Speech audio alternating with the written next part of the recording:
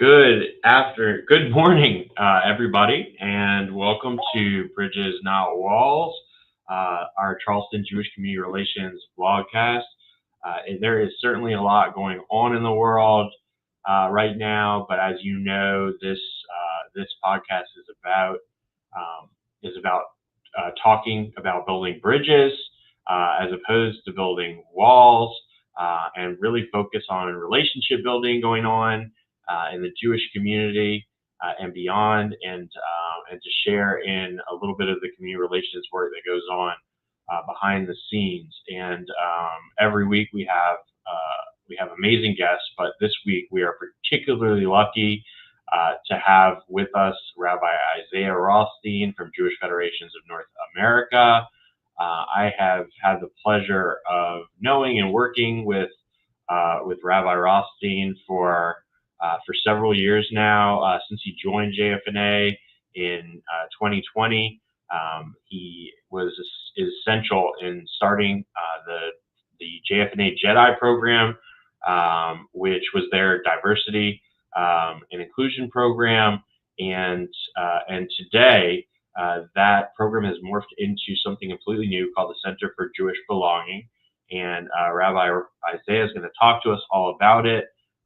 He has an amazing story to share, and especially in this moment with so much trouble going on around the world, the conflict between Israel and Iran that I know we're all watching and praying for our brothers and sisters in Israel, and it's just so great to be able to have a conversation about good work happening here in the United States, and maybe take a break with me from focusing on all the troubles of the world, and instead listen to a good friend and colleague, Rabbi Rothstein. So I'm going to bring him on now. Welcome, Rabbi Isaiah Rothstein, to Bridges Not Walls. I really appreciate you joining us today and sharing with us some of your wisdom and your story, and you're such an incredible example to so many of us, and just so grateful for you to be here.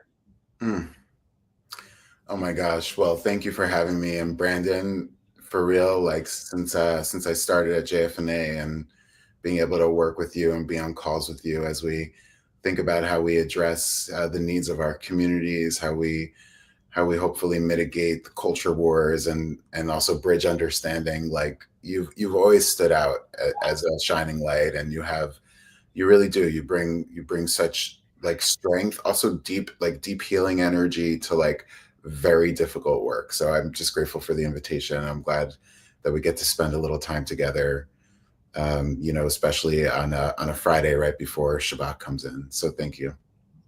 Yeah, and I'll share with whoever's watching that. I texted you this morning.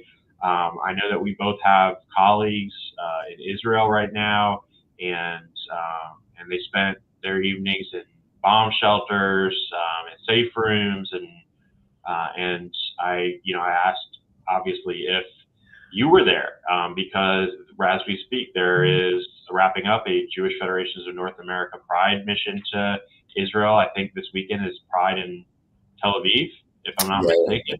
Which might be canceled. I believe it's canceled. Yeah.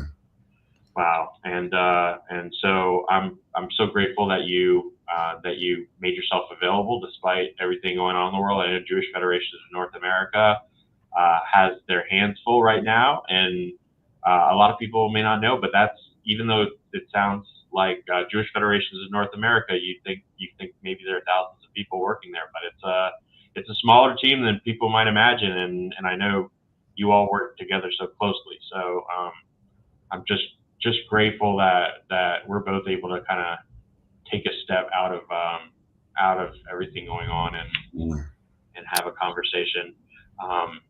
And just on that note, as a Jewish Federations of North America, where we are the national office to 146 local Jewish federations, and we're collectively, as like major conveners in Jewish life, we have over 6,000 employees. We have our network communities, over 250 network communities, and then all of our organizational institutional partners. So definitely as we like rise to meet any crisis, it's true that our team continues to be busy over the last 5 years and compounded crises. But like I do also feel that it's incredible to see how our communities mobilize and organize, and hopefully realize that our ability to support the people who need us, it's because we're working in collaboration, and because we're recognizing that in an ecosystem, there's sometimes you need a lead and sometimes you need to follow. And so we have our partners also that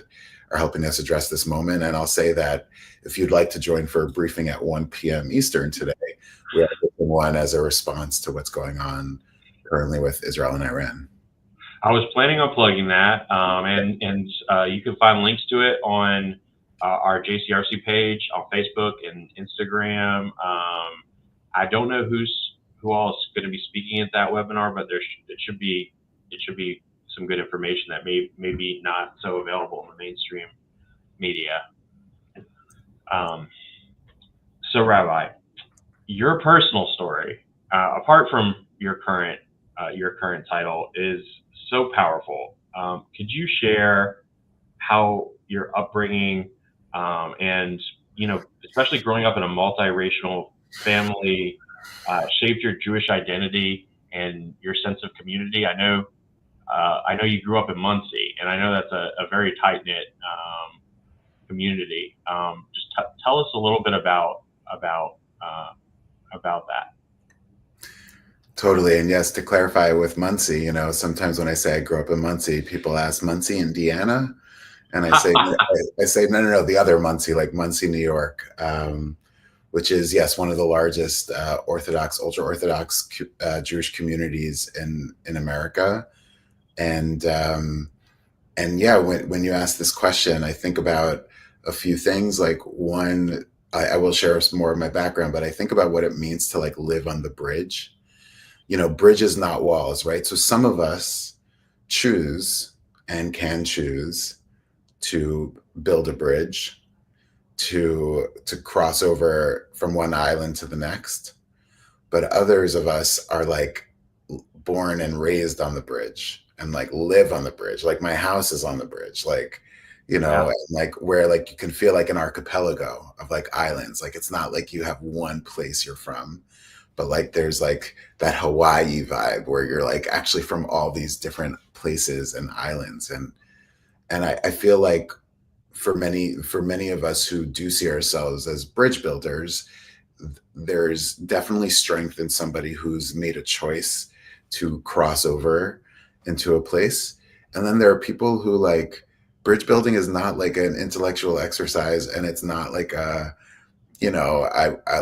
I know that an important social change tactic is bridge building. It's like, this is who we are. And so like for me in my childhood, I sort of feel like I've always sort of been on the bridge, like always exposed to multiple perspectives, multiple truths. And, being who I am, raised in a mixed race family, where I'm one of three boys, I'm the youngest. And because of that, I had exposure to how my siblings experienced Jewish life. Also, I'm the lightest of my siblings, like in melanin. So like I joke that I'm the undercover brother, or like the white sheep is like, anything that I need to do to cope with how racism manifests. It's like humor is a good cure for sometimes pain that really does exist. And yeah, my mom was raised Methodist in Chicago in Hyde Park. She was exposed at a young age to Jews. She said that when my parents met, my father was raised secular, maybe like Yom Kippur kind of Jew in New York area. And when my parents met, my dad wasn't religious. My mom wasn't Jewish. And my dad said, "You don't have to convert." And my mom was like, "This has nothing to do with you. I'm not converting for you. Like, I have a Jewish soul." And they started dating. They ended up meeting a Chabad rabbi. And that's sort of how I was raised, in like a black, white Jewish family in Muncie, New York, in a Chabad family system as well.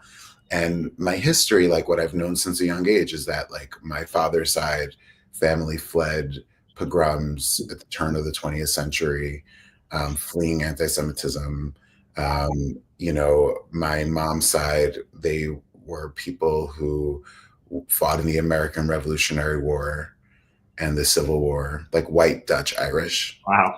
And they were also, my mom's side, are people who were enslaved in America, like legally enslaved by their half siblings, like the Magruders. Like my great great great grandfather Charles Magruder was enslaved by his half brother, like crazy stuff.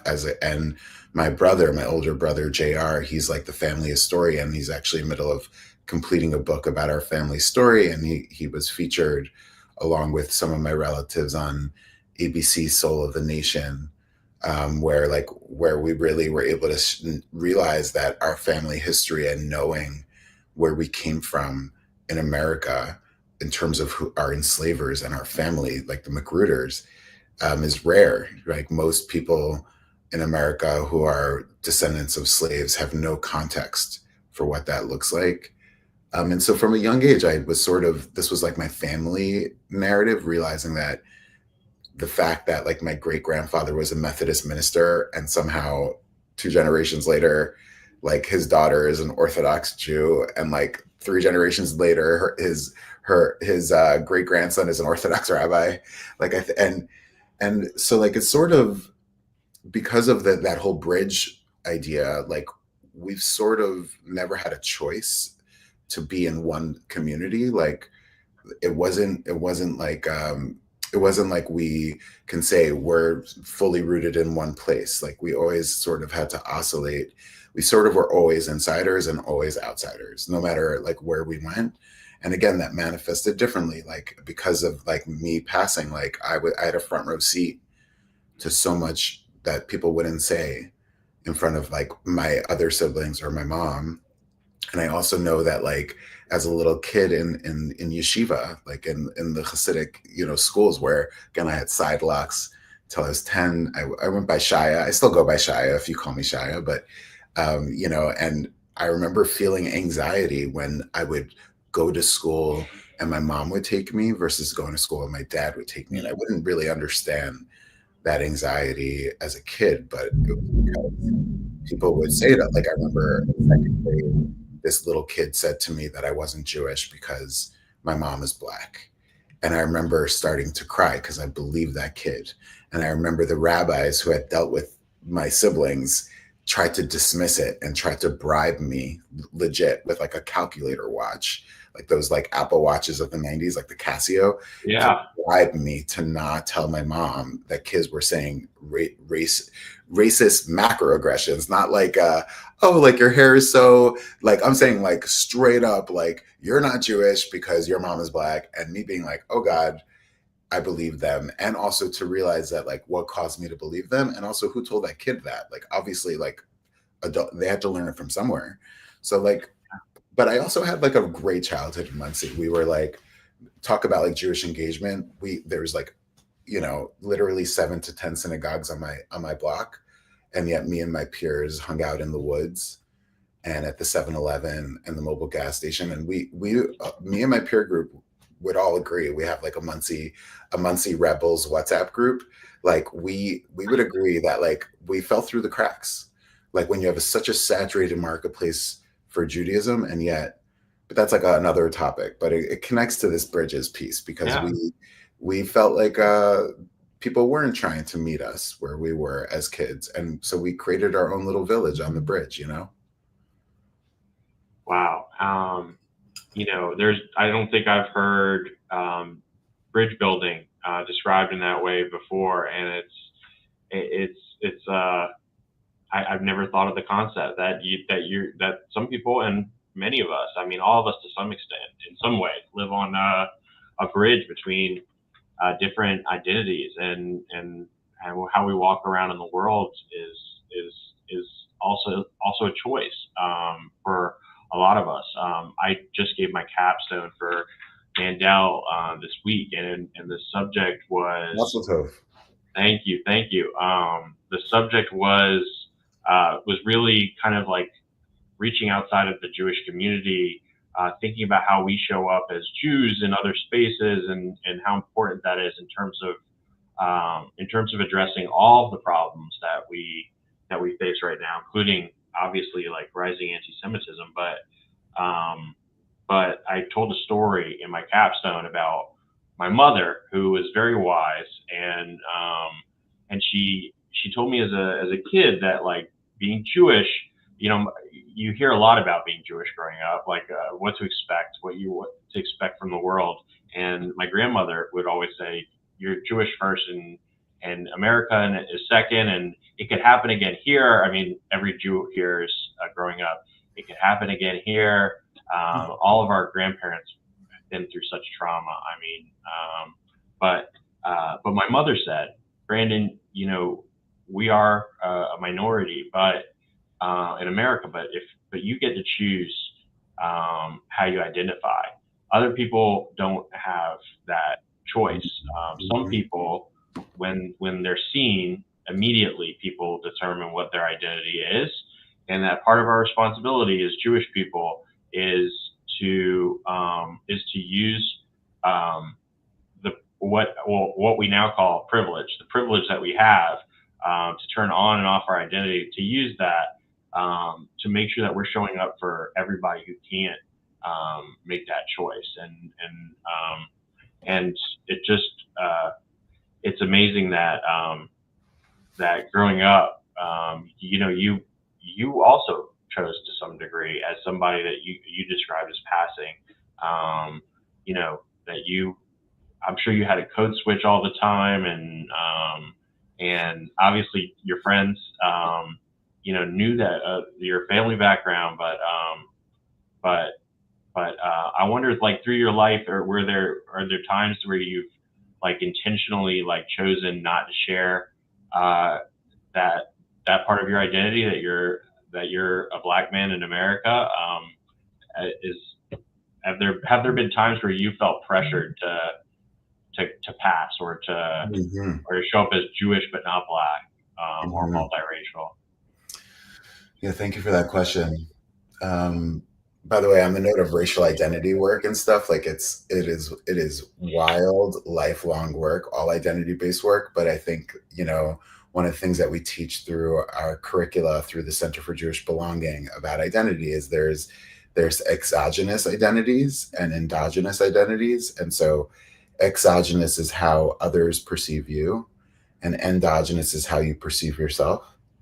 And so, like, one of the slides that we have is like of a kitty cat looking in the mirror and seeing a lion, and like a lion looking in the mirror and seeing a kitty cat.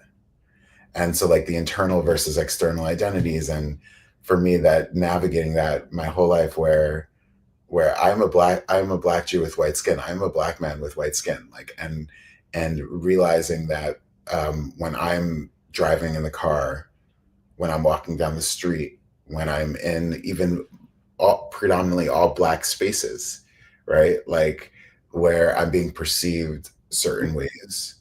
And that's like a part of my internal dialogue with myself that I've had my entire life.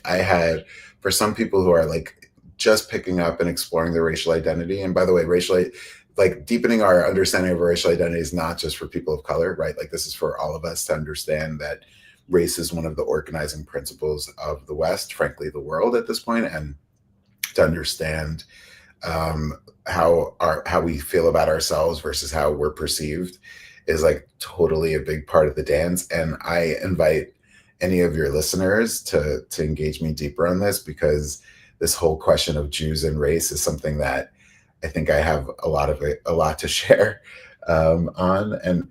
And yeah, then to your question, there's definitely been times, I have a few memories of where I've made a choice to stay quiet and have regretted it. I think that, like, actually, one memory that's a funny positive one, in 8th grade, I was in a public school for 7th and 8th grade. And our history class was to share about, like, 3 generations back of history or something.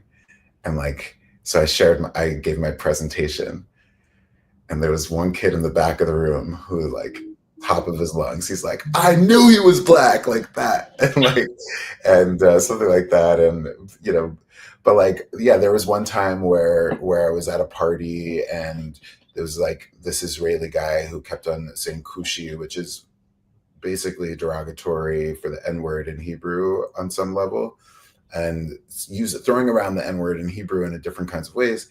And somebody, like, I was just sort of like going with it and feeling like really and then my friend elbowed the guy next to him and said, yo, stop, his mom is black, like, stop. And this guy was so red, and I just was like, I was probably like 17, 18, and I was just like, and left it. Another memory I have, I had a book called Nigger, it's a book called Nigger, and I was in college, and my apartment was the party apartment, and a kid, again, 20, whatever, like, drunk, like, started like just being like, oh, why do you have that book or whatever? And then, but I was like, right away, I was like, bro, if you say that one more time, I'm kicking you out of this place. And I'm a big guy. If I turn on, if I activate like that, I'm a softie. I'm like, I don't like to go there, but I can. And but I was like mama bear energy at that moment, and he like immediately stopped and apologized several times. Another occasion, this will be the last example, and it is a federation example, actually, but I won't disclose. I do want to lift up the CEO, but I can't disclose for all the other reasons, so I'm not disclosing, and they know who they are. But I was at a federation, and I was doing like a mini roadshow, meeting with different groups, and the CEO wanted me to meet with like their top donors, like the three top donors in their community, and like that give to like all the Jewish things or whatever, and the major donors of Federation, 3 generations of wealth, like the whole thing. And we're sitting outside on this patio, and like my wife for Hanukkah one year like got me a subscription to like funky socks, like cool socks. Nice. So I just have like I have like a whole, every month I get like a pair of socks kind of thing. And I wasn't thinking, but I happened to have been wearing watermelon socks. And we're middle of all like schmoozing and talking, and like the 90-year-old, grandfather of the current philanthropist involved said like, oh, are you wearing those watermelon socks because you're black? And yeah, it was in a southern community. And I was sort of like frozen a little bit because I wasn't expecting it. And also, and then like, when I happen to be surrounded by like people with power a lot, but this was actually really new in my tenure. It was like my first year in the Federation world. And it just totally zapped me. I was like, what? And the CEO looks at me. This all happens in like less than 10 seconds, right? Like the CEO looks at me, and I look at the CEO. He looks at the person who said it, and then the kid, and they're all like giggling a little. I'm like smiling a little, and he's like, "That is so inappropriate." He calls them out. He's like, "That is so inappropriate." Like, he's like, "You can't say that." And he was like, "Oh, I'm just whatever." And he's like, "No, you can't say that. That was so inappropriate." And by the way, I learned through that how to just call it out and not make it a whole thing, but to call it out. So like, I remember one time I was at a Federation conference, and I'll pause on this, but like, and I was standing with a colleague, pretty well known in the Black Jewish space. And she's a Black Jew, and we're standing together, and a lay leader comes over and talking to us, and she has a very Jewish last name. So he says like, "Oh, like, how did you get that last name?" or something like that. And I like immediately was like, "That's so inappropriate," like right away. And he was like, "Oh, I did." I was like, "How do you, like, what do you mean? Like, how do you think that that's okay?" And like, by the way, like the fact that this is all still happening on a regular basis is like also mind blowing on its own level. But like even just that, that's so inappropriate. Like just those 3 words, it helps people who feel like this is like their life and they're constantly hitting microaggressions. Like, so there's all those things. I said last thing, but this is really my last You're thing. good.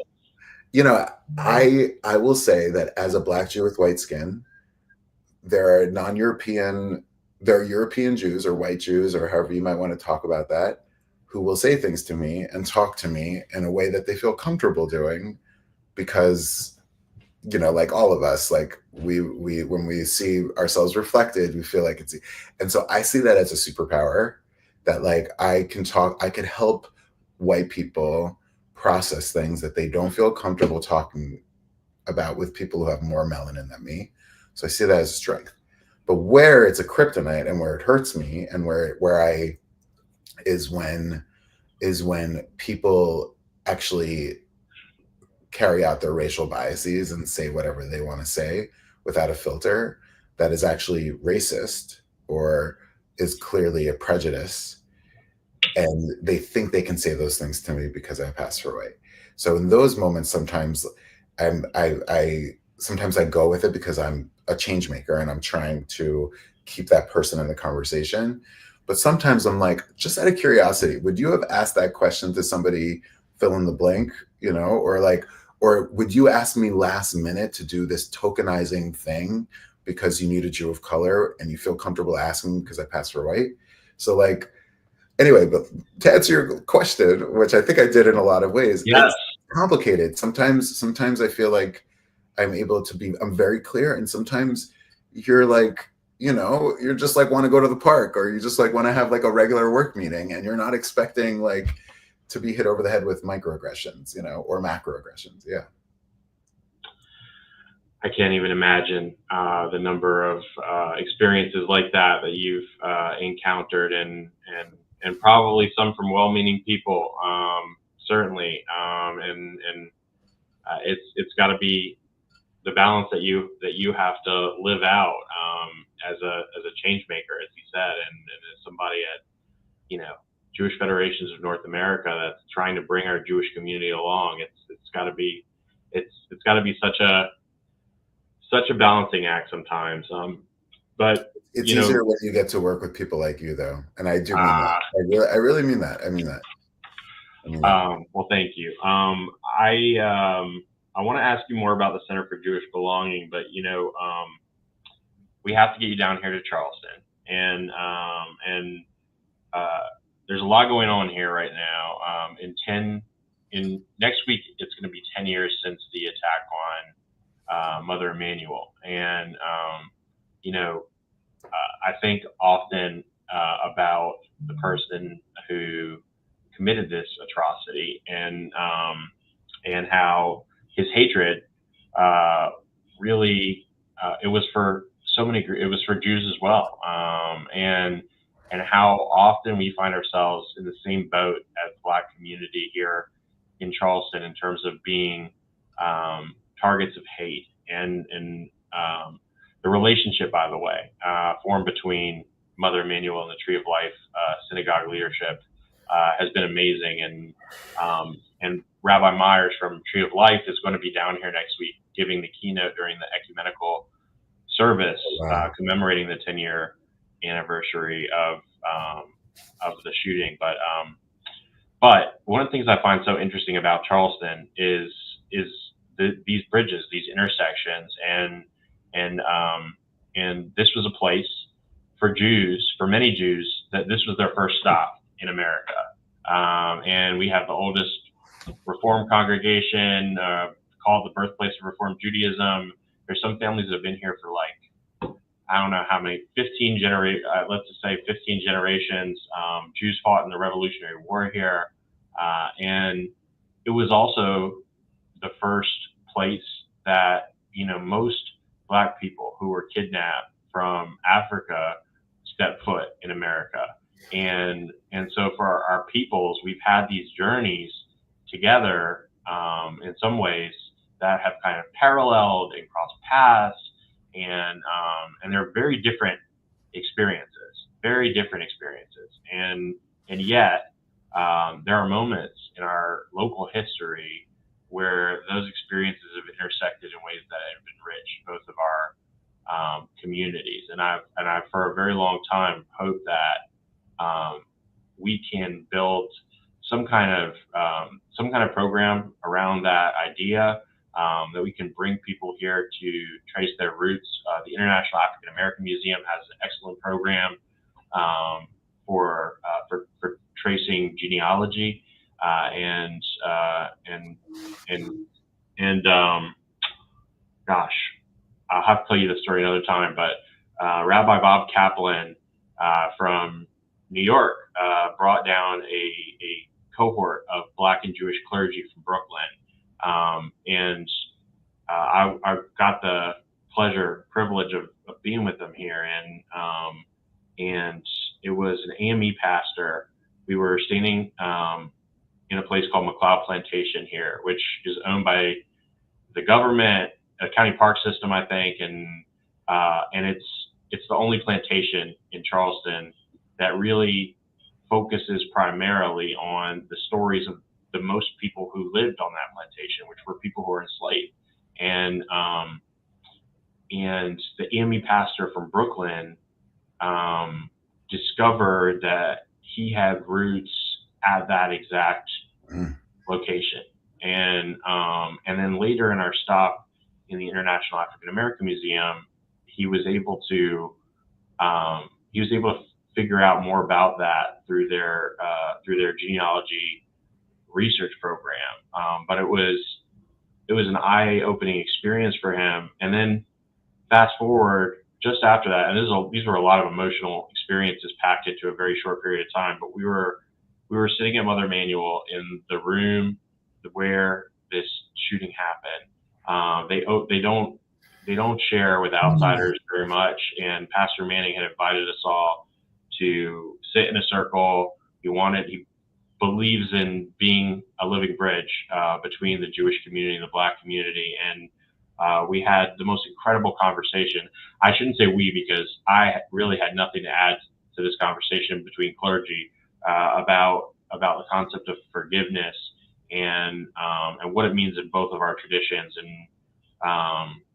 And this is a conversation that's coming up again because of the anniversary, and they're putting out a book, actually, or a foundational handbook template for an education program that they're going to be launching. Wow. And they've actually asked the Jewish community to produce a passage on the Jewish traditions around forgiveness, so that the program can be more inclusive of Jews who might come to participate and who don't understand the concept of forgiveness as they understand it. And that actually leads to my question for you, which is, like, you've obviously spent a lot of time thinking about and working on belonging, on the ways that Jews of color especially experience our Jewish community when they show up to synagogues, when they show up to Jewish community events.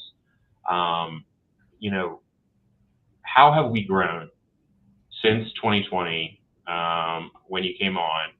How have we grown when it comes to embracing Jews of color? How have we struggled? Like, what work remains to be done? I know that you're as invested as ever in this work, and that's manifested in the Center for Jewish Belonging. But from your perspective, like, how far have we come? What are the challenges we're still facing, and what do we need to do to get further along? And by the way, I cannot wait to come down to Charleston to spend some time together and to see like what you're describing, because there are certain cities where, if we're able to provide healing, could actually be a spark to a flame for healing across the nation. And I believe you live in one of those cities. And so everything you're describing is just like, wow, so intense. And it's like, Yeah, please God, that when we put our best foot forward to say that we want to make sure that this is coalition-based healing work, that we're showing up for each other. And, and that whole like historical alliance around, Black and Jewish communities, that's a whole topic for us to unpack too at some point. I think just to your question, on the note of racial equity in Jewish life, or how we think about racial and ethnic diversity in Jewish life, and seeing people of non-European descent or Jews of color, Black, Latin, Asian, or also Sephardi and Mizrahi Jews, which according to the Pew make up about 20% of American Jewry, 10% who identify as Sephardi and Mizrahi, 8% who identify as Black, Latin, and Asian. And then we see that the trends, people under the age of 30, that number almost doubles, to the point where, as we look at the majority minority conversation around race in America, that I believe most demographers say that by 2040 America will officially be that will be majority non-white, or will be more than 50% will be mixed, or of non-European racial identities in Jewish life. There's a correlation too. I'm not a demographer, so I won't speak to that, but like that we're seeing an increasing amount of racial and ethnic diversity in Jewish life, and where more and more of our loved ones are marrying people of not only of other faith groups but other racial identities. Where even in the shul that I work in, the synagogue where I work in Greenpoint, Brooklyn, without exaggerating, almost every week we have more people coming through, and we have a significant population of people who identify as non-European. Again, the term Jew of color, the reason why I keep saying it like that is because the term Jew of color is a term that not everybody identifies with. It's a complicated term. It could be reductive. When I say Jew of color, what are you thinking of? What am I thinking of? When you say Jew of color, what are you thinking of? Just because someone's non-European, does that mean they share anything in common with other people? So like, if you say, let's have a Jews of color event, and you put Black, Latin, Asian, Sephardi, Mizrahi people into a room, I mean, it's like, okay, what are we all doing here? Where we experience racial discrimination. So now we're a chevra, now we're a group. So it's like, it's an interesting thing. Something that I'll note is that the first time American Jewish life, in a concerted effort, like major Jewish foundations came together to address racial inequity and racism in Jewish life, was 2016. So before that, there were different efforts from local communities. I know that UJA, as an example, had been funding some work around race and ethnicity already in the early 2000s. But in terms of a concerted effort with major foundations, it was 2016. We could be reminded that in 2016, it was pretty racially charged, the administration and everything going on.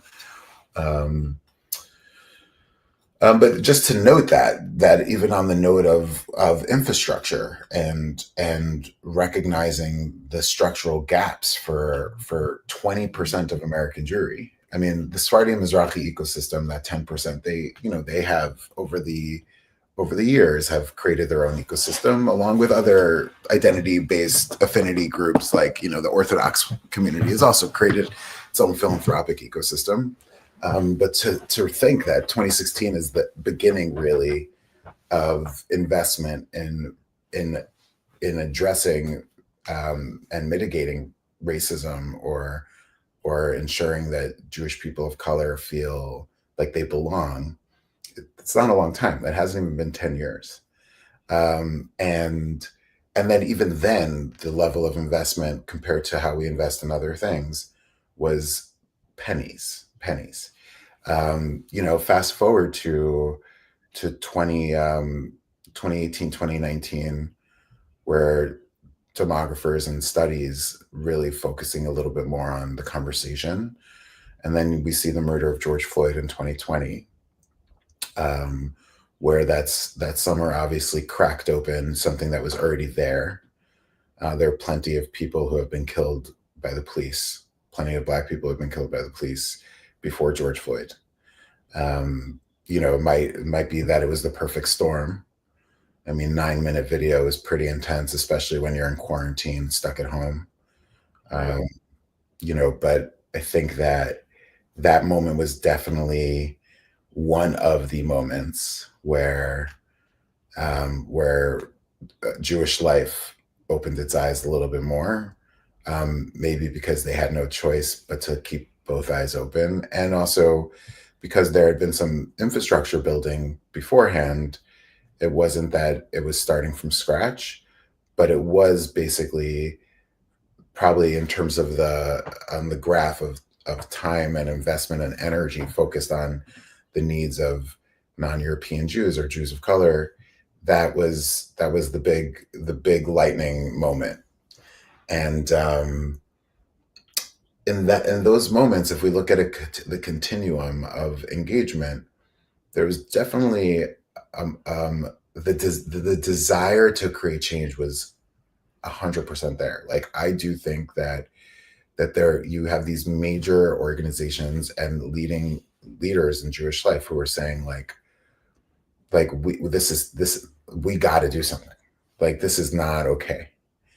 And I am proud of our CEO Eric Fingerhut for putting a stake in the ground in the heat of that summer. There are many people who brought in consultants.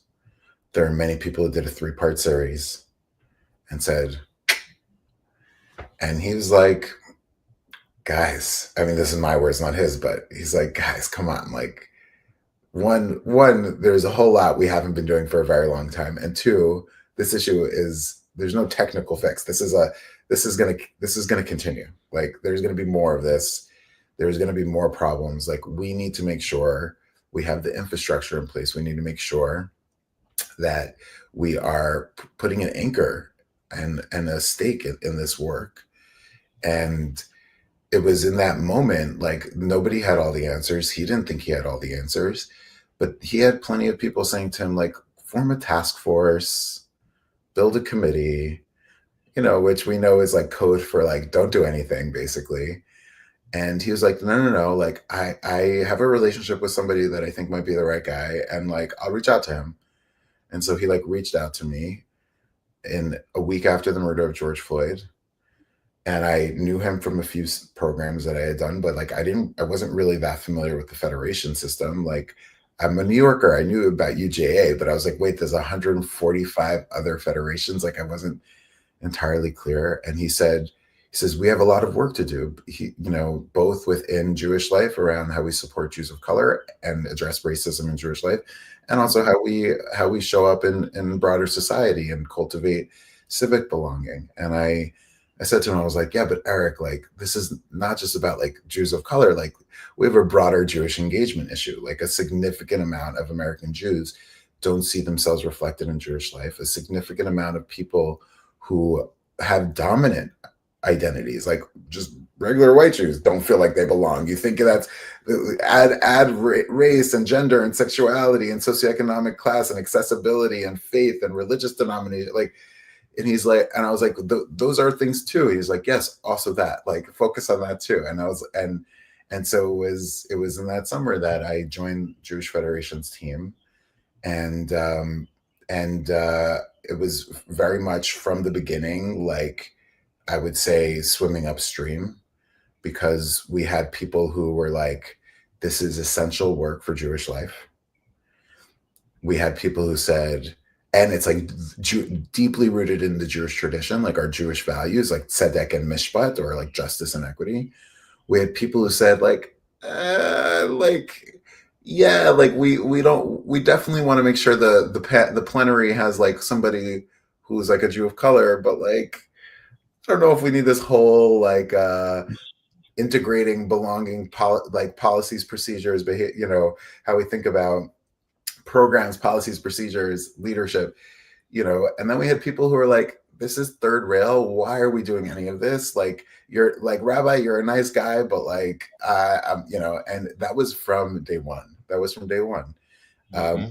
It was good that we have our senior leadership from JFNA recognizing the importance of this work. But in terms of trying to influence change across Jewish life, those are things that I was coming across regularly. And I would say that, like, our senior leadership team also knew that you can't just hire somebody to like fix a thing, especially when that thing is adaptive. Like it wasn't that like me being hired was like the fix. It was like me being hired because we wanted to create a homegrown approach to this work that would be deepening our capacity. And I'm part of that is being able to grow our team, and so working alongside Nate Looney, who's our director of community safety and belonging, also works a bunch in the intergroup space. So I know Brandon, you've gotten a chance to work with him in different ways, and then Stacy Viva. Yes, very much so, both of them. And then Stacy Viva Flint, who's our director of belonging, education, and engagement. And even with the three of us working together for 3 years, I've been working at JFNA for 5 years. I really, in a lot of ways, feels like we're just scratching the surface. Like in a real way, I feel like we're just getting started. And in a real way, I feel like our work is still seen as like additive, nice to have, important for when there's a crisis, but not core to what Jewish life needs today. And this, obviously, there's some organizations that see this as a core priority, but I feel like we're actually doing the work that will be seen as a core priority by like 2030. Like we're important, but are we essential? I mean, especially when the world's on fire around anti-Semitism and security and all these different pieces. But the fact that we are seen as additive instead of saying like, actually, the best way to fight anti-Semitism is also by fighting racism, or the best way to help non-Jews understand anti-Semitism is for people to realize that there's actually people who experience like misogyny and homophobia and racism within Jewish life. And like, so there's attitudinal biases that prevent us from anchoring in the way we really want to right now. But I also know that there is a deep commitment to know that this work is only going to continue to be more important. And then just like on the question of progress, like there's no question we've made a lot of progress on racial equity in Jewish life. But I will say that we've done a lot in terms of awareness. We've done a lot in terms of desire to really realize the importance of this work. But in terms of that dollar commitment, we're actually in the same situation. Like in terms of like the investment, in terms of disrupting the status quo in senior leadership roles and making sure that decision makers at the table represent the identity groups that we say we serve. Basically, I wouldn't say we've regressed back. I would just say we never really pushed that forward. Like I think that the whole idea that like there's been walk back of commitment, I think is sort of a fuzzy narrative, because I don't think we've ever fully put this work on the map the way it deserves, especially when 1/5 of our community is of non-European descent. I have to stop you and just say how much that resonates with me, and not just in the work that you do, but we're watching, billions of dollars invested in the name of combating anti-Semitism, and so much of that work is not performative, isn't the right word, but it's for our own community, like to take satisfaction in, things that make us feel good, make us feel like we're combating anti-Semitism, strong statements, pugnacious actions, and so little of that investment goes to this kind of work that you're talking about, the 10-year, 20-year, 30-year investment in changing attitudes, changing narratives, investing in showing up in ways that don't immediately feel like they're yielding results, but down the road yield results. The relationship building work, the bridge building work that we're talking about, like the stuff that the ways that we show up now that people remember in 10 years as authentic and And I think it's such a problem, and not just in the work that you're doing, but community relations work has changed also. The investment that what we're investing in terms of community relations, and I'm glad to hear that at least it's not being a walk back, but in this current climate with there seems to be such a crackdown going on and a defunding of investing in diversity, and it's almost become like people are afraid to say certain words, Mhm. that like we've worked really hard to make people think about, and like and concepts that we've asked people to consider for years, like now saying diversity, equity, or inclusion is like they've become like it's become taboo, and I wonder, in the work that you're doing, do you feel that um, you're able to like continue to do your work in the same way in this environment? Have you had to change the work that you're doing, and if so, what is like how has it changed, and Mhm. how do you stay resilient in the work that you're doing in the current political climate that we're living in?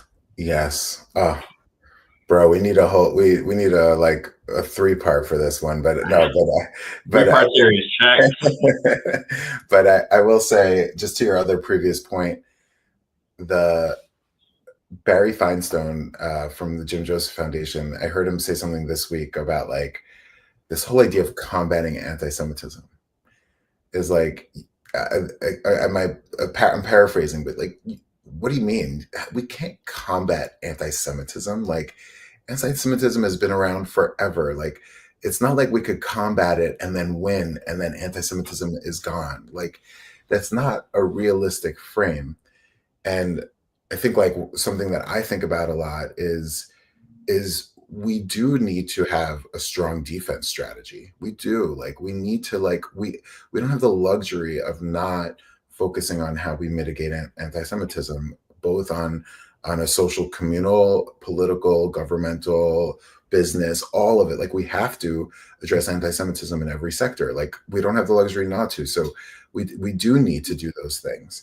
But like, is the dream of art of like Judaism in the 21st century to say that like we've put up good security? Like, is the dream that like we've said that we shut down that city council person and like won that thing? Like, is that really what we're doing here? And I think that like on some level we've become experts at short-term crisis response as a Jewish communal nonprofit sector.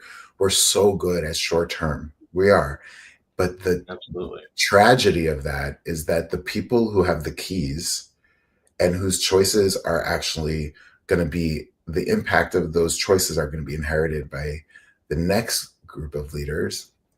The people who have the keys, they are responsible for not only being short-term focused, like they need to be thinking medium and long term. And some might say, well, everything's on fire and I don't have time and energy.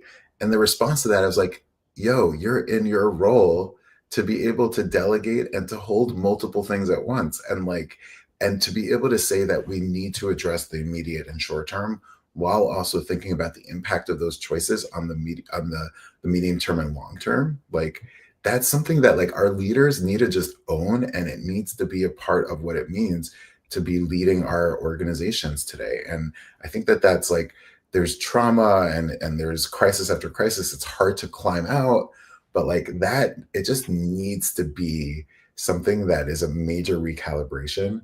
And for those leaders who say, hey, I don't know how long I'm going to be in my tenure, like I'll leave it for the next person to figure out. Those people need to realize that their choices right now are impacting the next generation of leaders. So it's not that they can just continue doing what they're doing and wait until their tenure is over and let the other people take over.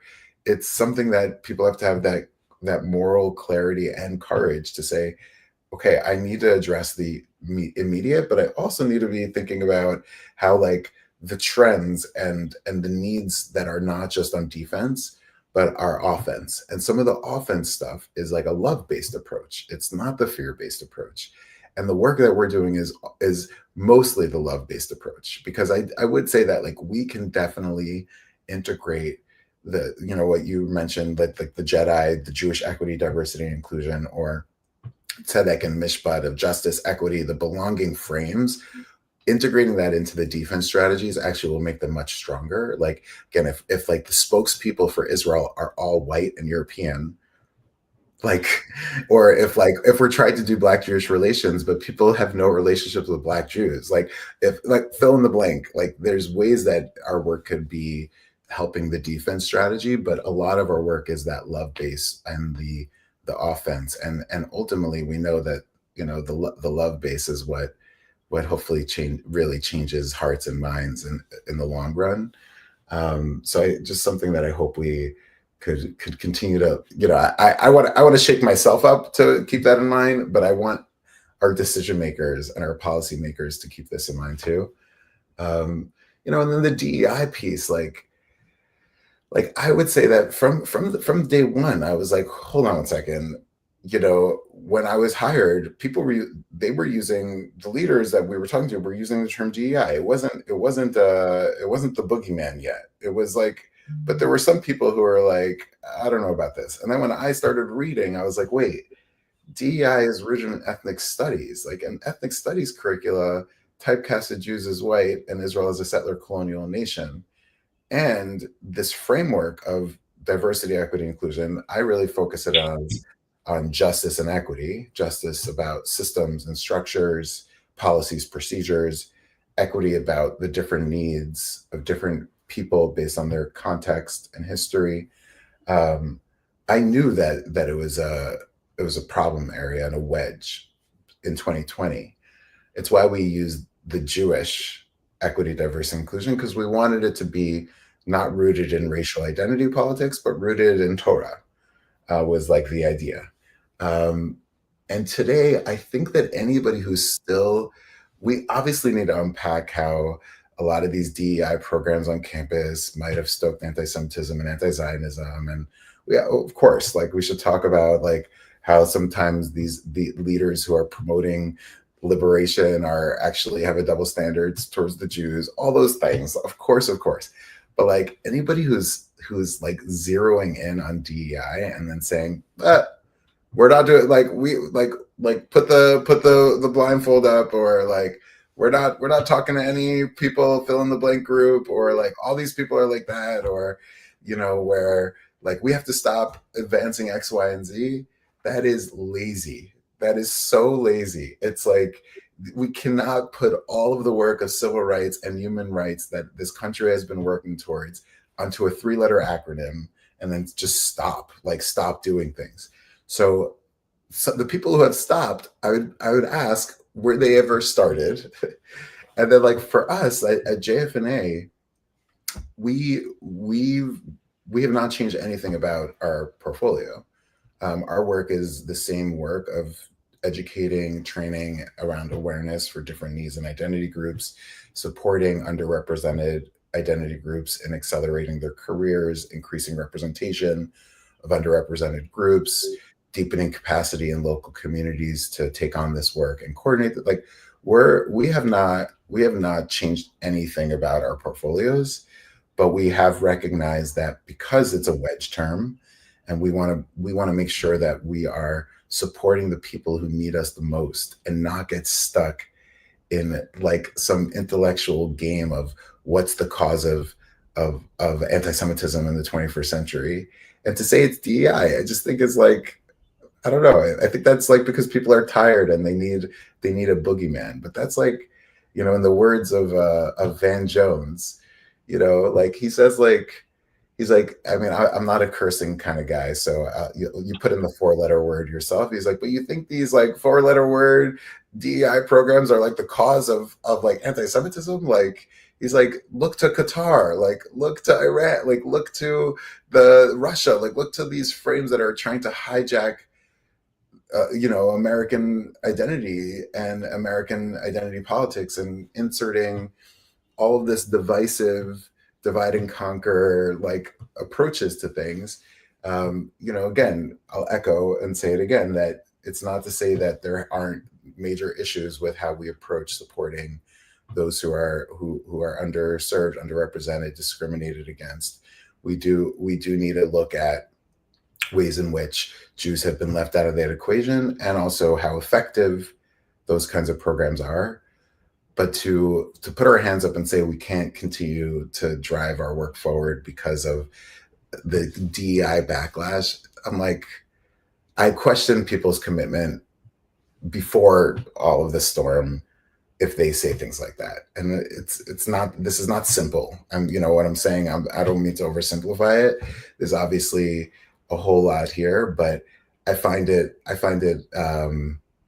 ridiculous, I guess, the amount of people and the articles and the ways in which we spend time on this acronym, when there are people who need us to stop harming them, need us to lift them up, to make sure that we are representative of the people we say we serve, and like and for the collective, not because we want to like poor unfortunate souls, but for the sake Right. of people, for the sake of democracy. We've always been our strength is being a multiracial democracy.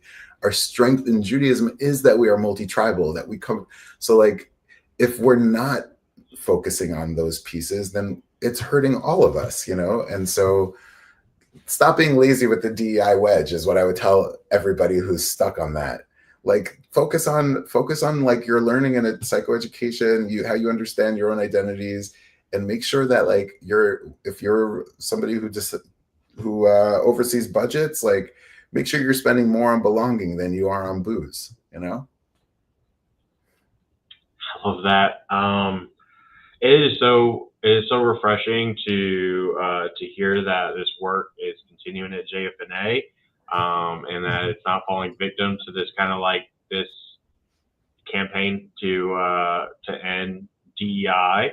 And I feel that from JFNA. I feel that from you every time I talk to you. And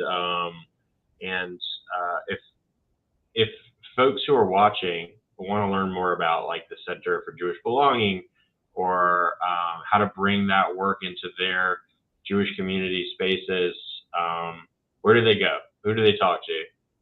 Yes. Well, one is belonging at jewishfederations.org, so they can reach out to us.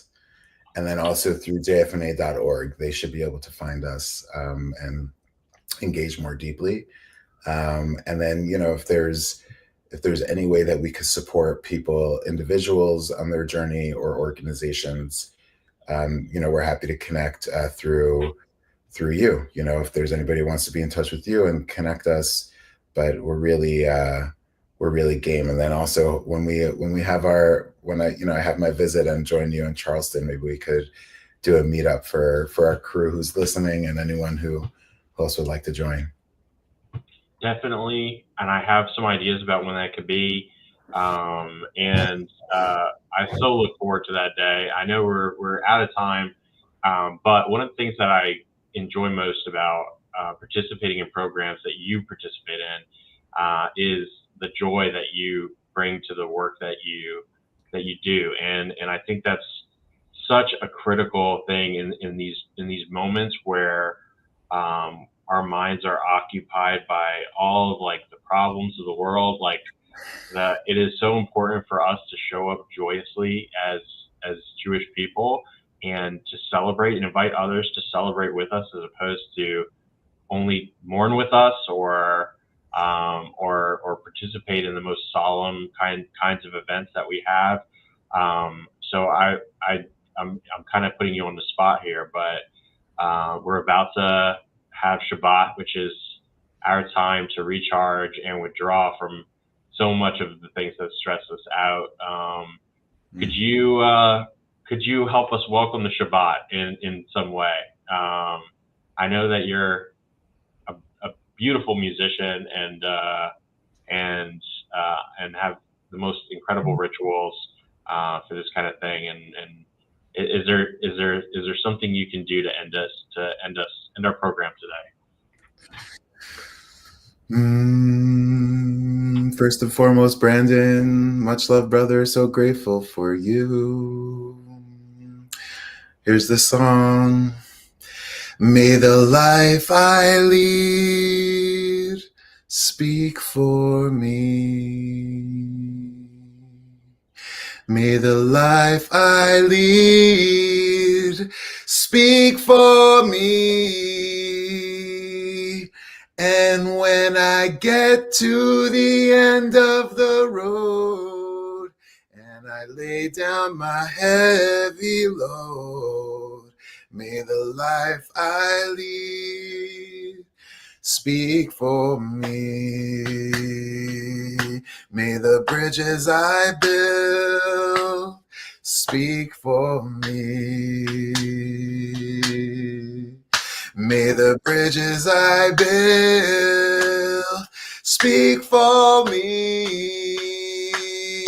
And when I get to the end of the road and I lay down my heavy load, may the life I lead speak for me.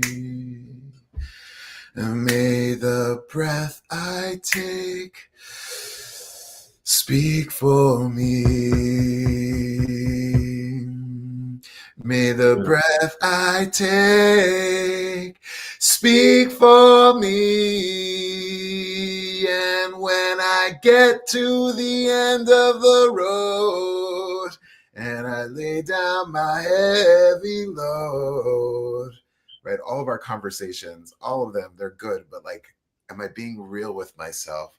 May the authenticity I bring speak for me. And when I get to the end of the road and I lay down my heavy load, may the speak for me. Wow. I have no words. That was so beautiful. Well, your work definitely speaks for you, and the life you lead speaks for you, and I'm so honored that you gave me your time today, gave us your time, and I wish you the most peaceful, joyous, restful Shabbat, my friend.